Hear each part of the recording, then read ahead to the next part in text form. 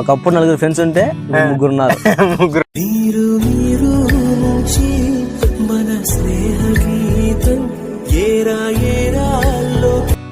వరుసగా ఒక వారం 10 రోజుల తర్వాత ఫోన్లు చేస్తున్నా, మెసేజ్లు చేస్తున్నా, ఎటువంటి రిప్లై లేదు. అది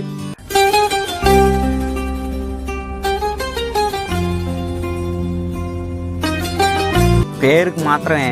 ఇప్పుడు కాలేజీలో అంటే చదువు పరంగా హెల్ప్ చేస్తాము, తిరగడానికి ఉంటాం కాబట్టి మాట్లాడతారు ఫ్రెండ్స్.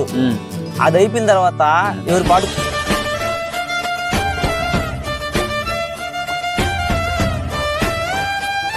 నేను కూడా ఖాళీగా ఉన్నా, 5 మంది మెసేజ్ చేసిన. ఓల్డ్ కూడా ఖాళీగా ఉన్నానంట. అవసరం ఉన్నప్పుడు ఫోన్ చేయాలా, ఓడు కూడా అవసరం ఉన్నప్పుడు ఫోన్ చేస్తాను. చేస్తే కదా వాడికి అవసరం లేదు, నీతో అవసరం ఉన్నప్పుడు.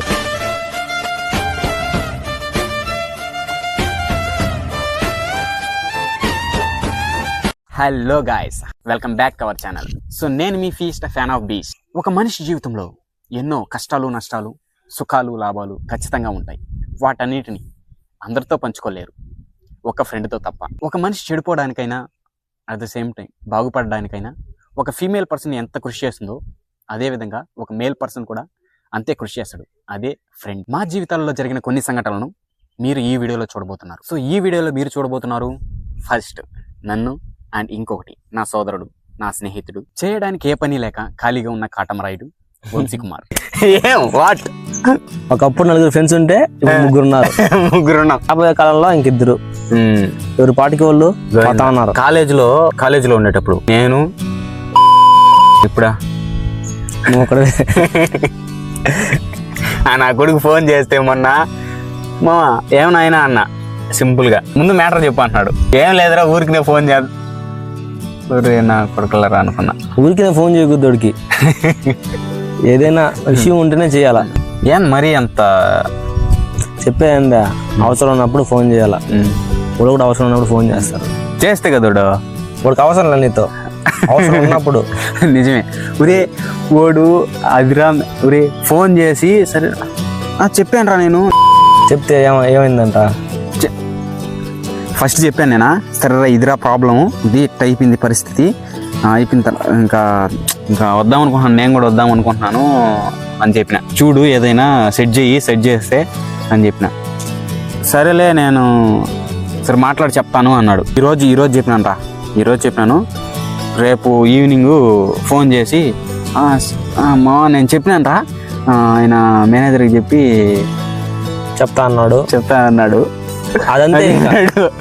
అదంతేను, ఇంక రాదు కాదురా. మళ్ళీ వరుసగా ఒక వారం 10 రోజుల తర్వాత ఫోన్లు చేస్తున్నా, మెసేజ్లు చేస్తున్నా, ఎటువంటి రిప్లై లేదు. అది ఫస్ట్ ఎత్తాలి కాబట్టి ఎత్తున్నాడు. తర్వాత వీడు ఊరికే ఇదే టాపిక్ నాకు తింటాడని ఇంకెత్తల. కాదురా రే, ఇది జాబ్ చూడాలా, నువ్వు చెప్తే మనం మాట్లాడాలా. ఇదంతా కుదిరే పని కాదు. మనం గమనం అయిపోతే వాడు ఏదైతే తీసుకుని కదా. ఒరే నా కొడుకులు భలే, నా కొడుకులు రా ఫ్రెండ్స్. నేను కూడా ఖాళీగా ఉన్నా, 5 మంది మెసేజ్ చేసిన. ఓడు కూడా ఖాళీగా ఉన్నానంట. ఒకడు హైదరాబాద్ లో ఏం చేస్తానా అంటే నేను వచ్చేస్తాను, ఏమీ లేదన్నాడు. ఒకడు కంపెనీకి పోతాను రా, నేను నాతో రా అన్నాడు. సరే చూడురా అంటే దానికి రిప్లై లే. నేను కూడా పాలడేరికి పోతున్నాను. చూడు, మనకి లేదని వాళ్ళు అడిగితే వాళ్ళు కూడా ఖాళీగానే ఉన్నారు. మా వాళ్ళు అయితే సరే ఉండే వాళ్ళన్నా చూస్తారంటే వాళ్ళు చూడరు. ఎందుకు చూస్తారు, ఎందుకు చూడాలా? పేరుకి మాత్రమే.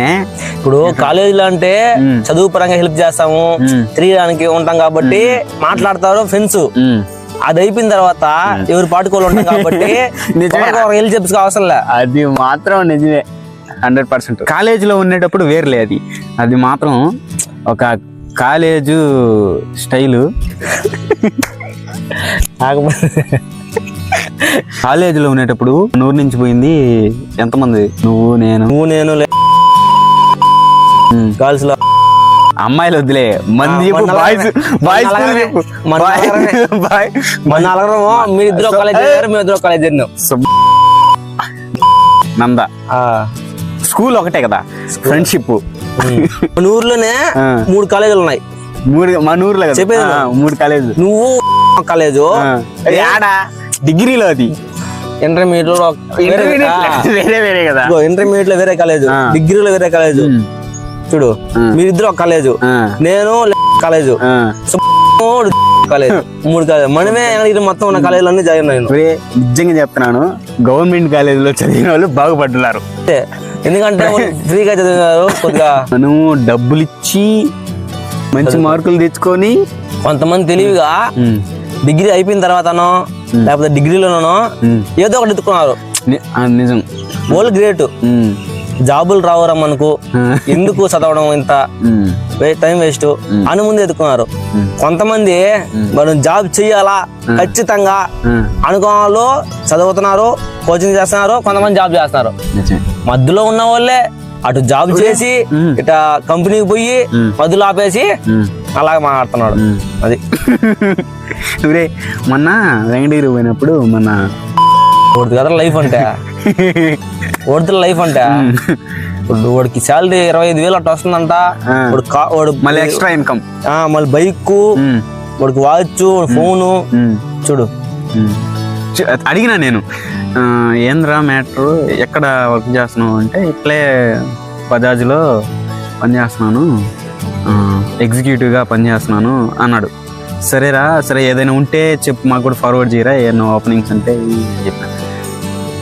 చెప్తానులే అన్నాడు. మళ్ళీ ఉంటే కదా పాప ఒకటి చెప్తానులే.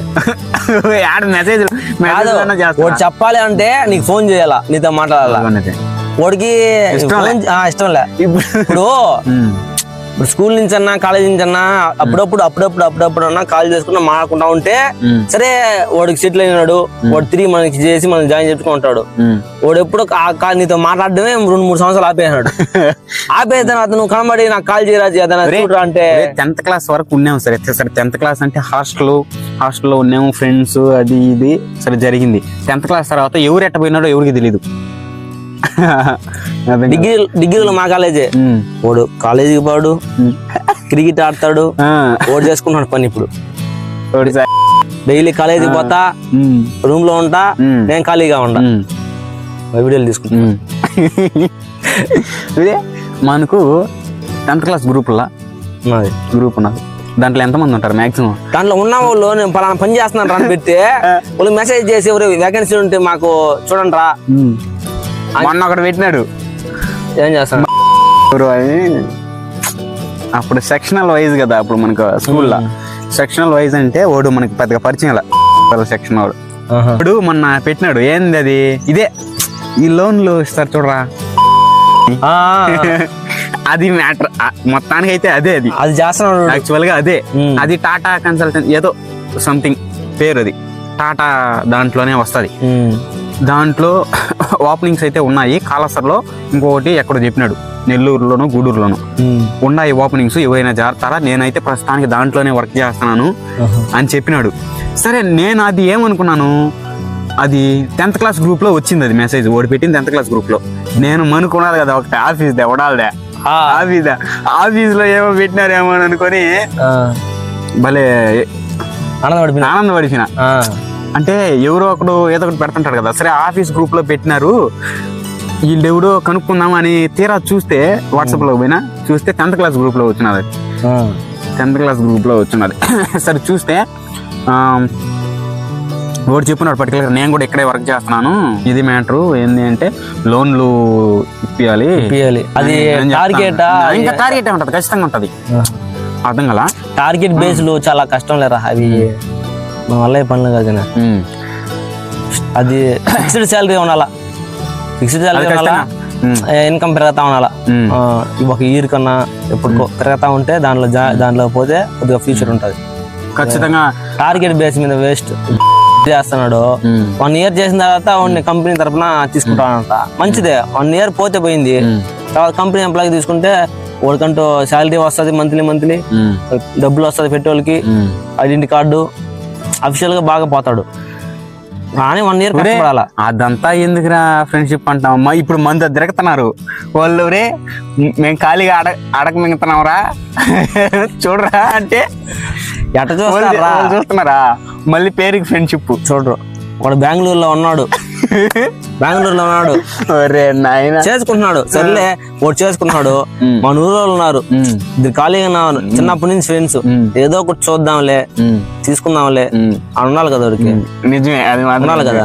సరే మరి ఇప్పుడు నేనైతే నేను ఉంటాను రా, నేను ఉంటా ఒక దాంట్లో, నువ్వు ఖాళీగా ఉంటావు, నేను తీసుకున్నా తీసుకుంటా ఖచ్చితం. లేకపోతే నాకు కూడా అప్పుడు మైండ్ మారిపోతున్నాము. తీసుకున్న తర్వాత విషయం చెప్తాను కదా నేను.